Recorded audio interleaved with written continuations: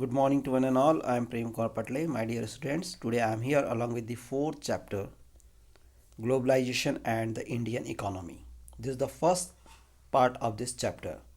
My dear students, in this chapter, I am going to explain about the introductory part of this chapter. After that, I shall explain about the production across countries. इसके बाद हम जो अंतर्देशीय उत्पादन है उसके संबंध में मैं आपको इसके बारे में समझाने का प्रयास करूंगा. After that I shall explain about the interlinking production across countries. विश्व भर के उत्पादन को एक दूसरे से जोड़ने से क्या लाभ हुआ, क्या फ़ायदे हुए हैं, उसको समझने की कोशिश करेंगे. After that I shall explain about the foreign trade and integration of market and about the globalisation. वैश्वीकरण क्या है, विदेश व्यापार और बाज़ारों का एकीकरण किस चीज़ से संबंधित हो सकता है और इसके क्या फ़ायदे हुए हैं ग्लोबलाइजेशन के परिप्रेक्ष्य में, उसको समझने का हम प्रयास करेंगे. My dear students, this is the introductory part of this session of this chapter. This chapter deals with globalisation. ये जो चैप्टर है बच्चों, ये वैश्वीकरण को समझाने के लिए हमारे सामने लाया गया है. Here you will get to know the integration between countries through foreign trade and foreign investments by multinational corporations. बच्चों, जो वैश्वीकरण की प्रक्रिया है, उस वैश्वीकरण की प्रक्रिया के अंतर्गत जो बहुराष्ट्रीय कंपनियां हैं, मल्टीनेशनल कॉरपोरेशंस, उनके थ्रू जो फॉरेन ट्रेड कंडक्ट किए जाते हैं, फॉरेन इन्वेस्टमेंट्स को कंडक्ट किए जाते हैं, उसके माध्यम से इनका क्या वैश्वीकरण में क्या फ़ायदा हुआ, व्यापार में किस तरह के फ़ायदे हुए, किसी कंट्री में की जो इकोनॉमी है उसमें क्या फ़ायदे हुए, उसको हम इस चैप्टर के माध्यम से समझेंगे. माय डियर स्टूडेंट्स,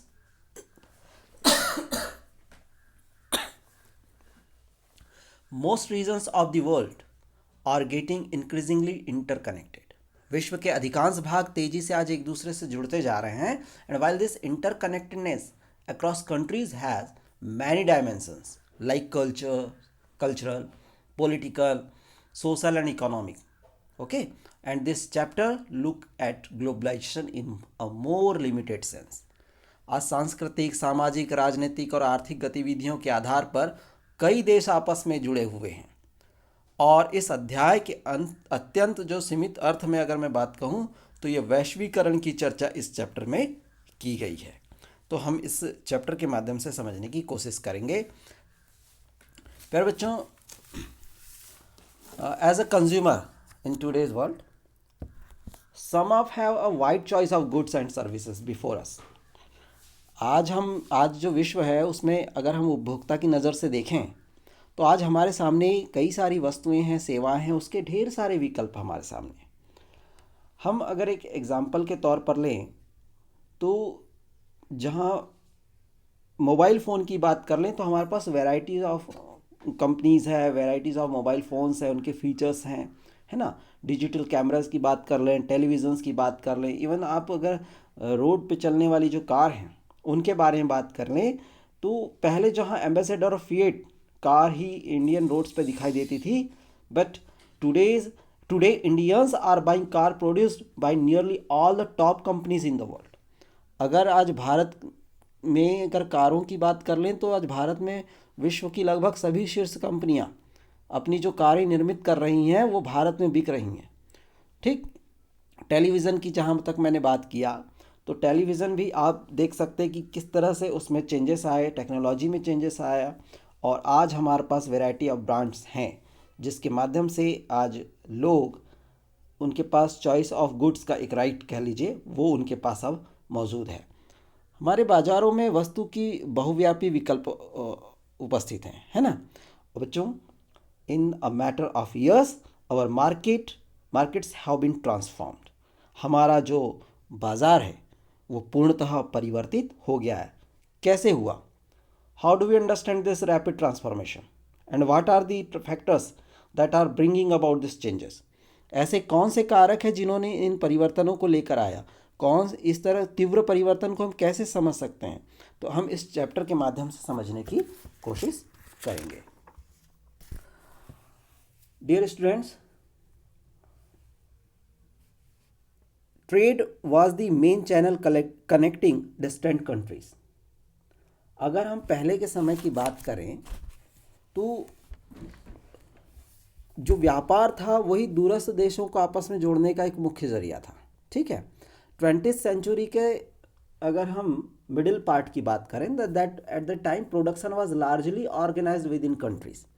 जो उत्पादन होता था वो पहले देश की सीमाओं के अंदर ही होता था, और ठीक है, और इन देशों की जो सीमाओं को लांघने वाली जो वस्तुएं होती थी, है ना, जो उस बाउंड्री को क्रॉस करती थी, तो they were only raw materials, food stuffs and finished products. कच्चा माल होता था, खाद्य पदार्थ होता था, तैयार उत्पाद होता था। और भारत जैसे जो उपनिवेशों से कच्चा माल, रॉ मटेरियल, और जो फूड स्टफ्स है, खाद्य पदार्थ, निर्यात होते थे, और तैयार वस्तुओं का क्या किया जाता था, इंपोर्ट किया जाता था। जो फिनिश्ड गुड्स होता था उसको हम बाहर से मंगवाते थे।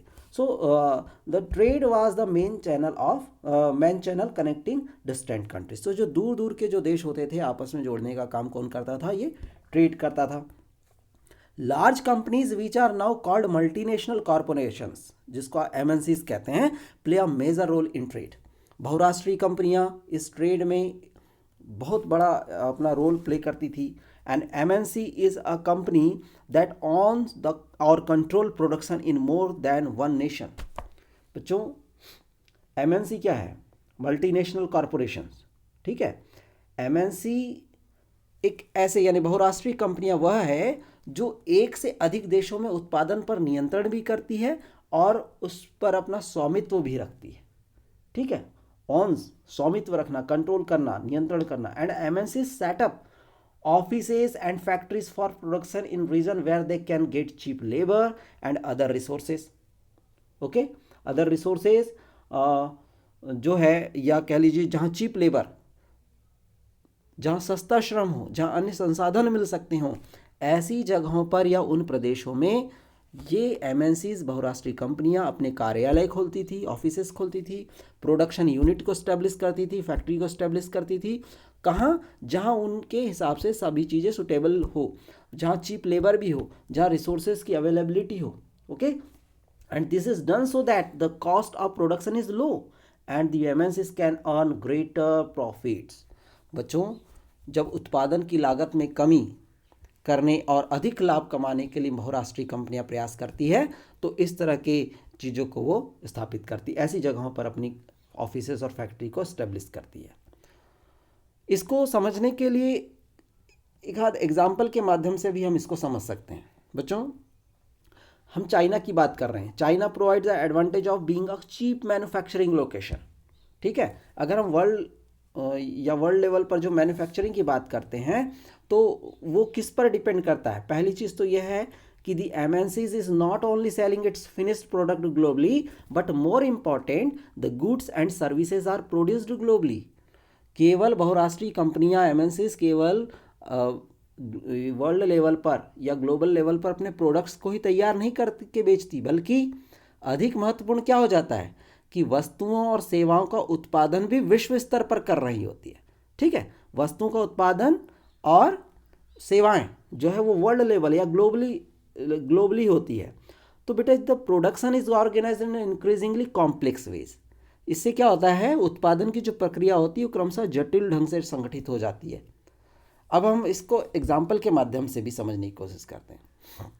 मान लीजिए किसी कार को तैयार करना है, तो हो सकता है कि इसकी मैन्युफैक्चरिंग यूनिट या असेंबलिंग यूनिट किसी एक कंट्री में हो और उसके अलग अलग पार्ट्स को तैयार करने वाली कंपनीज जिसके वो अलग अलग कंट्रीज़ में हो। ठीक है, वो किस पर डिपेंड करती है? जैसे हमने बतलाया कि चीप लेबर पर डिपेंड करती है, रिसोर्सेज की अवेलेबिलिटी पर डिपेंड करती है, मार्केट पर डिपेंड करती है। तो इस तरह की जो प्रोडक्शन है, production process, it is divided into small parts and spread out across the globe. वो विश्व की अलग अलग जगहों पर हो सकती है और उन छोटे छोटे पार्ट्स, स्मॉल पार्ट्स को इकट्ठा करके, असेंबल करके एक फिनिश प्रोडक्ट तैयार किया जाता है। तो इस तरह से ये जो कॉम्प्लेक्स वे है ना प्रोडक्शन का, वो हमको हमें दिखाई देता है। जब हम बात कर ले चाइना की, तो China provides the advantage of being a cheap manufacturing location. चीन एक सस्ता मैन्युफैक्चरिंग सेंटर है बेटा, वो इस चीज़ का सस्ता होने की वजह से एक लाभ प्रदान करने वाला विनिर्माण केंद्र है, मैन्युफैक्चरिंग लोकेशन है। While we are talking about the Mexico and eastern Europe, these are useful for their closeness to the markets in the US and Europe. जो मैक्सिको और पूर्वी यूरोप है वो अमेरिका और यूरोप के बाज़ारों से अपनी निकटता के कारण काफ़ी लाभ प्रदान करने वाला है। While we are talking about the India has highly skilled engineers who can understand the technical aspects of production। बच्चों, भारत में अत्यंत कुशल इंजीनियर उपलब्ध है, ठीक है, और ये टेक्निकल पॉइंट ऑफ व्यू से बड़े ही एस्पेक्ट से काफ़ी सुलझे हुए हो, तो समझ रखते हैं। और यहाँ पर बच्चों इसके अलावा इंग्लिश स्पीकिंग जो यूथ है वो भी काफ़ी है ना, जो अंग्रेजी बोलने वाले जो शिक्षित युवा है वो भी काफ़ी है। इसकी वजह से यहाँ पर बहुत सारी जो कंपनीज़ है उन्होंने अपने कस्टमर केयर सर्विसेज को इंडिया से ही उसकी फंक्शनिंग कर रही हैं। So we can understand all this probably can make 50 to 60% cost saving for the MNCs। इस तरह से जो चीज़ें होती है वो MNCs की लागत का लगभग 50 से 60% बचत कर सकती है। तो इस तरह से जो प्रोडक्शन है या MNCs है वो अपने ऑफिसेज और अपनी फैक्ट्रीज़ को इन सभी एडवांटेजेस को ध्यान में रखते हुए स्टेब्लिश करती है। Now dear students, I am going to explain about the interlinking production across countries. जो विश्व भर के उत्पादन को एक दूसरे जोड़ने का काम है उसको समझते हैं। My dear students, you can see in page number 57 there is a paragraph related to this subtopic, interlinking production across countries. Dear students, in general ways MNCs set up production where it is close to the markets। okay? जो MNCs होती बेटा वो उस स्थान पर अपनी production unit को establish करती है जहाँ where there is skilled and unskilled labor available at low cost।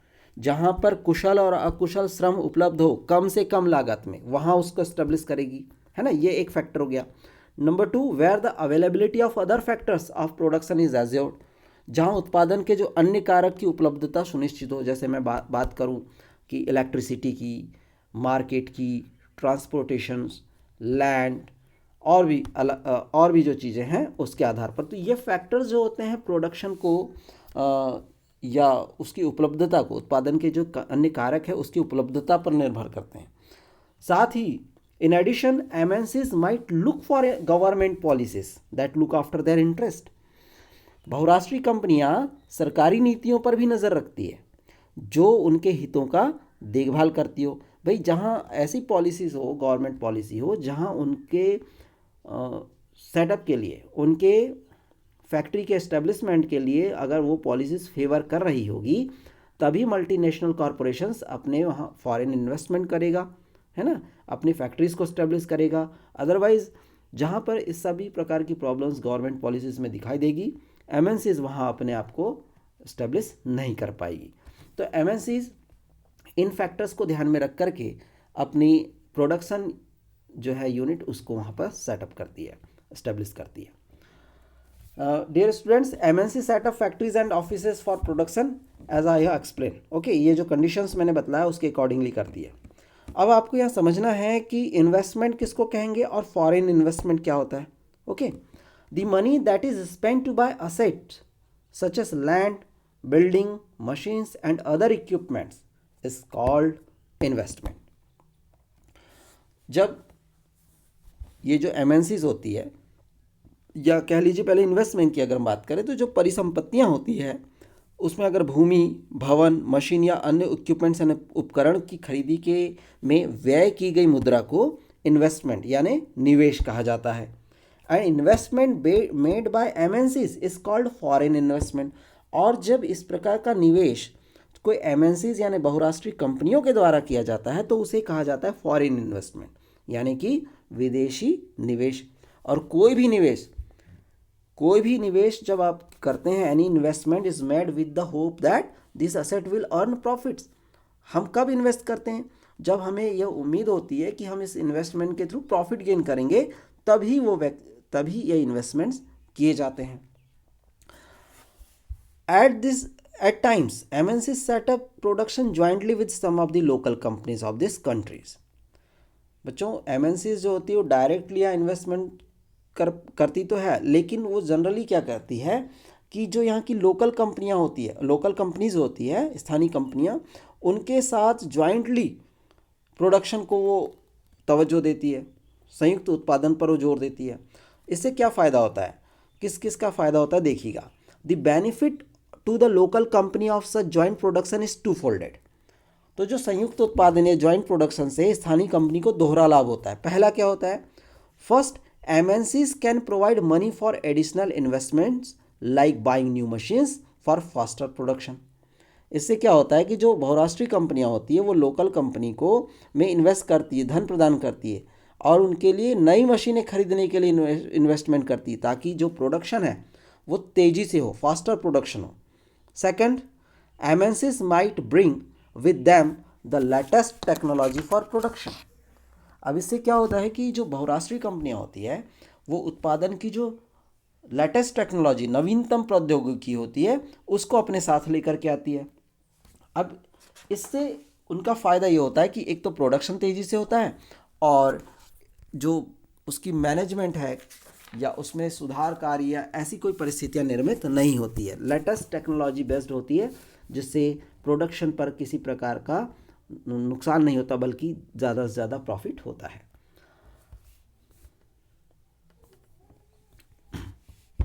ये आपकी स्क्रीन पर दिखाई दे रहा होगा, varieties of ways mention below in which MNCs are spreading their production and interacting with local producers in various countries across the globe. ये जैसे मैंने आपको बतलाया, by setting up partnership with local companies, ये MNCs किस तरह से यहाँ अपने प्रोडक्शन को स्प्रेड करती है या लोकल प्रोड्यूसर्स को इंटरेक्ट करती है, by using the local companies for supplies, okay, by closely competing with the local companies or buying them up, okay. So these are the way from there they enhance, they spread their trade in these in other countries. And MNCs set up production jointly with local companies. Already I have explained about that, and these are the benefits of local companies. Number one, the MNCs provide money for additional investment to buying new machines, and number two, MNCs might bring with them the latest technology for production. So these are the important contents to understand the interlinking production. बच्चों, अगर मैं बात करूं कि जो MNCs है, बहुराष्ट्रीय कंपनियां, वो अन्य तरीकों से भी उत्पादन को नियंत्रित करती है। वो कैसे होता है वो समझते हैं। मान लीजिए कि कोई एक विकसित देश है, उसमें एक बड़ी बहुराष्ट्रीय कंपनी है, मान लीजिए MNCs है, जैसे कि जो छोटे जैसे अगर हम बात करें गारमेंट्स की, फुटवेयर्स की, स्पोर्ट्स आइटम्स की, तो इसकी कोई एक MNCs है। ये क्या करती है कि जो दूसरे देशों की जो छोटे उत्पादक कंपनियां हैं, है ना, लोकल कंपनीज हैं, उसको इन प्रोडक्शन का ऑर्डर दे देती है। ठीक है। अब ये जो लोकल कंपनीज है, इस तरह के प्रोडक्शन करने के बाद MNCs क्या करती कि इस तरह के प्रोडक्ट जो कि गारमेंट्स हो, शूज़ हो, स्पोर्ट्स आइटम्स हो, ऐसी चीज़ों पर अपने उत्पाद का एक ब्रांड जो होता है वो लगा देती है। प्रोडक्शन करवा रही लोकल कंपनी से उनको क्वालिटी वगैरह सब बतला देती है, क्वालिटी के अकॉर्डिंगली बनाने के लिए। जब ये प्रोडक्शन हो जाता है तो ये बड़ी कंपनी MNCs को दे देती हैं। MNCs क्या करती है कि उस पर अपने ब्रांड का नाम लगा करके फिर ग्राहकों को बेचती है। तो इन बड़ी कंपनियों में की खास बात यह है कि दूर होते हुए भी दूरस्थ उत्पादकों के मूल्य, उसकी गुणवत्ता, उसकी आपूर्ति और श्रम शर्तों का निर्धारण करने की प्रचंड क्षमता होती है। दूर रहते हुए भी ये सारी चीज़ों को बहुत अच्छे से मेंटेन करवाती, जैसे उस मटेरियल की क्वालिटी, उसकी डिलीवरी। मान लीजिए इंडिया में प्रोडक्शन हो रहा है, कोई एक MNC है अमेरिका की, वो इंडिया की किसी लोकल कंपनी को ऑर्डर दे रही है कि आपको शूज़ बनाने हैं। उन्होंने क्वालिटी बता दिया कि इस तरह क्वालिटी के चाहिए। इंडिया की जो लोकल कंपनी, उसने उसका प्रोडक्शन किया, अमेरिका की उस MNC ने अपना ब्रांड लगा दिया, और फिर वहाँ से बैठे बैठे ही यहाँ का सारा प्रोडक्ट जो है, मान लीजिए उसे श्रीलंका भेजना है, बांग्लादेश भेजना है, तो यहाँ से वो डिलीवरी की भी मैनेजमेंट वहाँ दूर से बैठ करके करती है। लेबर श्रम की जो आपूर्ति है वो उसकी भी जो चीज़ें हैं वो एमएनसी दूर बैठ करके भी उसको कंट्रोल करती है। तो इस तरह से जो एमएनसीज है उसका काफ़ी इम्पोर्टेंट रोल देखने को मिलता है। So we can say as a result production in this widely dispersed location is getting interlink. दूर दूर स्थानों पर फैला उत्पादन परस्पर संबंधित हो रहा है, हम एमएनसीज की इस एक्टिविटी के माध्यम से समझ सकते हैं। Now dear students, we have to understand about the foreign trade and integration of market. Foreign trade has been the main channel connecting countries. बच्चों, लंबे समय से जो विदेशी व्यापार है वो विभिन्न देशों को आपस में जोड़ने का एक माध्यम रहा है। अगर हम हिस्ट्री में जाएं तो देखेंगे कि इंडिया एंड साउथ एशिया है ना, भारत और जो दक्षिण एशिया है को ईस्टर्न और वेस्टर्न के जो मार्केट हैं से जोड़ने वाले जो व्यापार मार्ग है ना, उन व्यापार मार्गों के अध्ययन से हमको समझ में आता है कि किस तरह का गहन व्यापार पहले भी किया जाता रहा होगा। अगर हम इंडिया के बारे में और बात करें तो हमने ईस्ट इंडिया कंपनी के बारे में ज़रूर सुना है ना। ईस्ट इंडिया कंपनी जो इंडिया में ट्रेड करने के लिए आई थी, you remember that it was a trading interest which attracted various trading companies such as East India Company to India. So what then is the basic function of foreign trade? तो ये हमको अभी समझना है कि विदेशी व्यापार का बुनियादी कार्य क्या है। Foreign trade creates an opportunity for the producer to reach beyond the domestic market. बच्चों, विदेशी व्यापार जो है घरेलू बाजार यानी अपने देश के बाजारों से बाहर के बाजारों में पहुंचने के लिए उत्पादकों को एक अवसर प्रदान करता है। ठीक, उत्पादकों को एक अवसर प्रदान करता है। Producers can sell their produce not only in market located with in the country but can also compete in market located in other countries of the world. जो उत्पादक हैं, प्रोड्यूसर्स हैं, केवल अपने देश के बाजारों में ही अपने उत्पाद को नहीं बेच सकते हैं, बल्कि विश्व के अन्य देशों के बाजारों में भी प्रतिस्पर्धा कर सकते हैं, कंपटीशन कर सकते हैं। ये फॉरेन ट्रेड का एक इम्पॉर्टेंट फीचर है। And similarly buyers import of goods produced in another country is one way of expanding the choice of goods beyond what is domestically produced. और इसी प्रकार दूसरे देशों में जो उत्पादित वस्तुओं के आयात से खरीदारों के समक्ष उन वस्तुओं से संबंधित जो घरेलू उत्पादन हो रहे हैं के अलावा भी और विकल्प मौजूद है।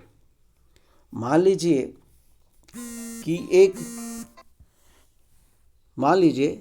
कि एक मोबाइल कंपनी है जो इंडिया में अपना प्रोडक्ट तैयार कर रही है। ठीक, अगर हम दूसरी कंट्रीज़ में तैयार किए जाने वाले उस मोबाइल फ़ोन्स को, अलग अलग कंपनीज़ के मोबाइल फ़ोन्स को इंपोर्ट करेंगे तो ये खरीदारों के पास एक ऑप्शन होगा, चॉइस होगी कि वो और कौन कौन सी वैरायटीज़ उसके सामने ऑप्शंस हैं, उनमें से कोई एक चीज़ जो बेहतर हो उसे वो खरीद सके। तो बायर्स के लिए, खरीदार के लिए भी उनके पास काफ़ी सारे विकल्प अब मौजूद होने लगे हैं। तो ये किस आधार पे हो रहा है बेटा? फॉरेन ट्रेड, विदेशी व्यापार के कारण ये सब कुछ अब संभव हो पा रहा है। जब हम बात कर रहे हैं फॉरेन ट्रेड की तो हम समझ सकते हैं कि जो व्यापार के खुलने से, है ना, with the opening of trade goods travel from one market to another. जब ये फॉरेन ट्रेड हो रहा है तो वही सामान या वो सामग्री जो है, वस्तुएं जो है वो एक मार्केट से दूसरे मार्केट में के बीच उसका आवागमन हो रहा है। बाजार में बहुत सारे वस्तुओं के विकल्प बढ़ते जा रहे हैं, है ना। और फ़ायदा इस बात का है कि चॉइसेस तो है हमारे पास, चॉइसेस ऑफ गुड्स भी है। अब प्राइसेस को लेकर के बात करें तो prices of similar goods in the two markets tend to become equal. दो बाजारों में एक ही वस्तु का मूल्य जो है बेटा वो अब एक समान होने लगा है। क्यों? क्योंकि कंपटीशन बढ़ रहा है और ये ट्रेड जो है ग्लोबल लेवल पर अब पहुंच रहा है। अब दो देशों के जो उत्पादक हैं एक दूसरे से हजारों मील दूर रह करके भी एक दूसरे से प्रतिस्पर्धा कर सकते हैं। ठीक है, कोई अमेरिका की टेलीविज़न कंपनी है और एक कोई फ्रांस की टेलीविज़न कंपनी है। ठीक है। तो वो दोनों दूर दूर होते हुए भी आपस में कंपटीशन कर सकती हैं इस ट्रेड के माध्यम से, फॉरेन ट्रेड के माध्यम से। So the foreign trade thus results in connecting the markets और integration of market in different countries. तो विदेश व्यापार विभिन्न देशों के बाजारों को जोड़ने या उनके एकीकरण में सहायक होता है। बच्चों, अब हम समझेंगे कि व्हाट इज ग्लोबलाइजेशन। वैश्वीकरण है क्या, उसको समझने की कोशिश करते हैं। ठीक। Globalisation, here is the definition of globalisation. Globalisation is the process of rapid integration and interconnection of countries and MNCs are playing a major role in the globalisation process. मैं आपको इसको समझाने की कोशिश करता हूँ। In the past 2 to 3 decades, more and more MNCs have been looking for locations around the world which would be cheap for their production. बच्चों, आज से 2 से 3 दशकों के पहले जो MNCs थी वो विश्व के उन स्थानों की तलाश कर रही थी जहां उनके लिए उत्पादन सस्ते हो। ठीक है। और इन देशों में जो MNCs के निवेश में वृद्धि भी हो रही थी। Foreign investments by MNCs in this countries has been rising. Okay. A large part of the foreign trade is also controlled by MNCs. बच्चों, जब ये बिजनेस या ये ट्रेड बढ़ने लगा तो वैसे ही क्या होने लगा कि विदेश व्यापार का जो एक बड़ा भाग है वो MNCs के कंट्रोल में रहा। जो फॉरेन ट्रेड है उसका सबसे बड़ा जो लार्ज पार्ट था which was controlled by the MNCs। ठीक। हमारे पास एक एग्जाम्पल भी दे रहा है। For instance, the car manufacturing plant of Ford Motors in India not only produces cars for the Indian markets, it also exports cars to other developing countries and exports car component for its manufacturers around the world. बच्चों, भारत में जो Ford Motors का car संयंत्र लगाया गया है, जो manufacturing assembling unit है, वो केवल भारत के लिए कारों का निर्माण नहीं करती, बल्कि जो पूरे विश्व के जो अलग अलग विकासशील देश हैं उनको अपनी कारें बेचती है। ठीक है। और विश्व भर में अपने कारखानों के लिए कार पुर्जों का भी निर्यात करता है। तो इस तरह से देखा जाए, इस प्रकार जो MNCs के जो एक्टिविटी है वो गुड्स और सर्विसेज का इसमें बड़े पैमाने पर इस्तेमाल होता है, उसको इसमें शामिल किया जाता है, इस व्यापार में, इस ट्रेड में उसको शामिल किया जाता है। तो इस तरह से जो ग्लोबलाइजेशन है वो अपने चरम पर है। The result of greater foreign investment and greater foreign trade has been greater integration of production and markets across countries. बच्चों, अधिक विदेश व्यापार और अधिक विदेश निवेश के परिणाम स्वरूप विभिन्न देशों के बाजारों एवं उत्पादनों में एकीकरण हो रहा है। जो फॉरेन ट्रेड और फॉरेन इन्वेस्टमेंट है उसके कारण विभिन्न देश के जो ट्रेड है, बाजार है, मार्केट है, और जो प्रोडक्शन है वो अब इंटीग्रेशन के मोड में, सब एकीकरण होने लगा है। अगर हम बात करें विभिन्न देशों के बीच परस्पर संबंध की, तो यही तो ग्लोबलाइजेशन है। ठीक है। Globalisation is this process of rapid integration. Integration किसका?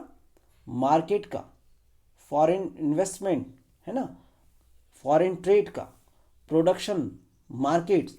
Globalisation is the process of rapid integration और इंटरकनेक्शन बिटवीन कंट्रीज। परस्पर संबंध, विभिन्न देशों के बीच परस्पर संबंध और ये तीव्र एकीकरण ही की प्रक्रिया ही वैश्वीकरण है। ठीक। MNCs are playing a major role in the globalization process. Already I have explained about that one. Okay. And more goods and services, investments and technology are moving between countries. Globalisation की वजह से विभिन्न देशों के बीच अधिक से अधिक वस्तुओं और सेवाओं, निवेश और प्रौद्योगिकी का आदान प्रदान हो रहा है। ठीक। और विगत कुछ दशकों की तुलना में अगर बात करें तो विश्व के अधिकांश भाग एक दूसरे की अपेक्षाकृत अधिक अब संपर्क में आए हुए हैं। तो बच्चों, आज मैंने आपको ग्लोबलाइजेशन को एक्सप्लेन किया। मैंने आपको फॉरेन ट्रेड और इंटीग्रेशन ऑफ मार्केट्स को समझाने की कोशिश किया। हमने interlinking of production across countries को समझा एंड प्रोडक्शन अक्रॉस कंट्रीज़ को समझा। तो उम्मीद करता हूँ कि आज का एक्सप्लेनेशन आपको समझ में आया होगा और हम इसके आगे का जो एक्सप्लेनेशन है वो कल के वीडियो के माध्यम से हम भेजेंगे। Thank you very much for watching this video.